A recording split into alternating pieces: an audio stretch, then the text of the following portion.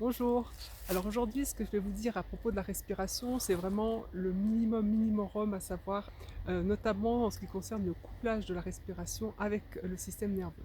Vous savez sans doute que notre système respiratoire est relié à notre système nerveux et particulièrement au système nerveux autonome, c'est-à-dire le système nerveux qui gère les fonctions qui se font, disons, automatiquement, comme par exemple la digestion, l'élimination et aussi bien sûr la respiration. C'est pour ça que vous n'avez pas besoin de penser à respirer pour respirer au quotidien, de minute en minute, etc. Et heureusement.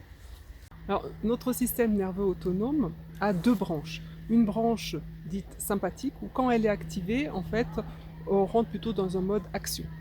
Et puis une branche dite parasympathique, où quand celle-ci est activée, on rentre plutôt dans un mode de ralentissement, de régénération, de repos. Et un corps équilibré, c'est quand on a un équilibre justement entre ces deux branches du système nerveux autonome, donc entre sympathique et parasympathique. Alors là où ça devient intéressant par rapport à la respiration, c'est que quand on inspire, en fait, c'est comme si on actionnait la branche du sympathique. C'est comme si on appuyait sur la pédale du sympathique.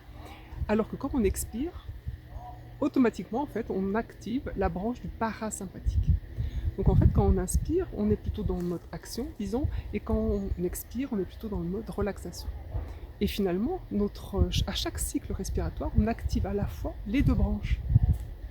Alors si notre respiration est déséquilibrée, quelque part, on se déséquilibre côté système nerveux autonome. Par exemple, dans le cas de l'hyperventilation, je vous avais fait déjà une vidéo à ce sujet, on a généralement des expires très courts par rapport aux inspires. Et la conséquence, c'est qu'en fait, on va activer davantage le sympathique que le parasympathique. Donc on est dans un mode action, on est dans un mode alerte, attention, on est en vigilance en permanence.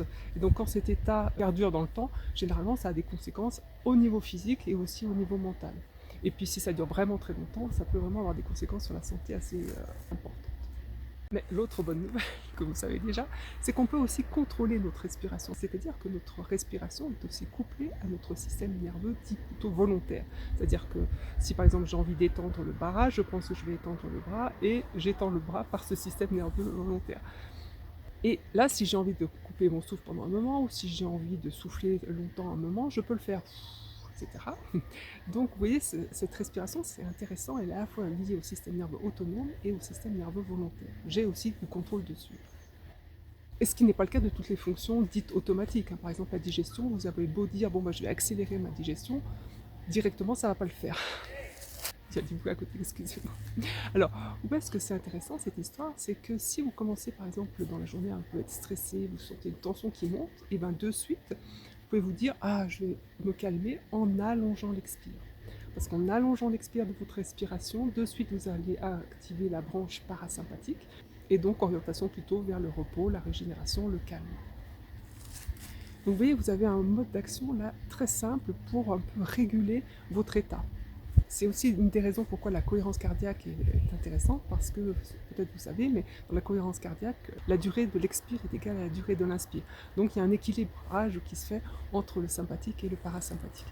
Alors quand on a des expires très courts, comme en hyperventilation, on est plutôt dans le système vigilance, alerte en permanence, donc un peu dans le système stress chronique si ça perdure, on est en défaut, donc vous avez compris, de parasympathique. Donc l'idée, je souffle, j'allonge l'expire, et en même temps, si vous faites consciemment et en se disant en même temps, oh, là c'est phase de repos, je me pose, et eh bien vous pensez aussi à relâcher tous les muscles des mâchoires, des épaules, du ventre qui sont souvent contractés si on est soucieux, tendu, alerte. Donc en rallongeant l'expire, de suite vous allez activer le parasympathique, notamment le nerf vague. Le nerf vague va être stimulé. Vous savez, ce nerf vague, il est très long, il part de la base du crâne, en fait, au moins jusqu'au ventre, et il va aussi innerver la partie cardiaque, la partie digestive. Et donc, si vous permettez à ce nerf vague d'être stimulé, vous allez aussi réguler tout ce qui est rythme cardiaque et aussi fonction de digestion. En fait, si on est en sympathique, et donc des expires très courts généralement, bah à ce moment-là, on peut avoir des problèmes d'arythmie, des problèmes digestifs. Et si on est en sympathique de manière trop longue, bah en fait, ça ne devient pas du tout sympathique. Parce que généralement, on a des troubles du rythme cardiaque, on a des troubles de digestion, on peut avoir des douleurs au cervical. Donc on a tout intérêt à avoir un bon équilibre entre sympathique et parasympathique. Et là, vous avez vu, avec la respiration, qui est à la fois couplée au système nerveux autonome, mais aussi au système nerveux volontaire, vous pouvez décider d'allonger volontairement l'expire quand vous en sentez la nécessité, soit à court terme, soit à plus long terme. Et à ce moment-là, ça va rééquilibrer le sympathique et le parasympathique.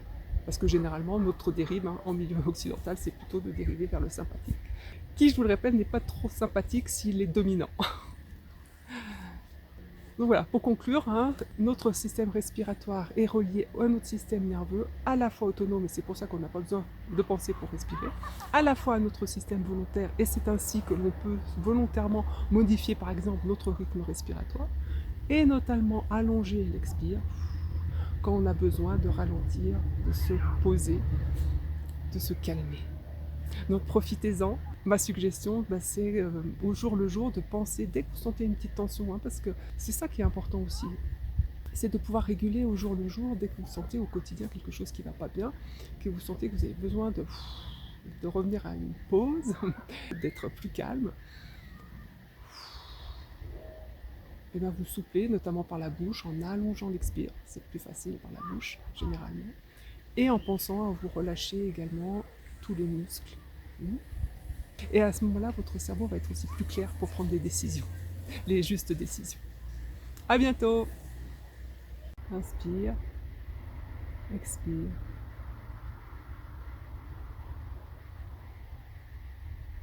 Inspire, expire. Je relâche. Inspire, expire.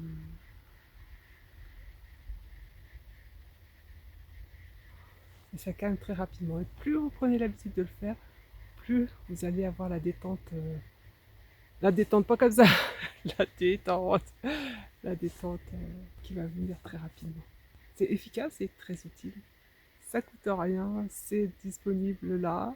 Donc n'hésitez pas. Ciao.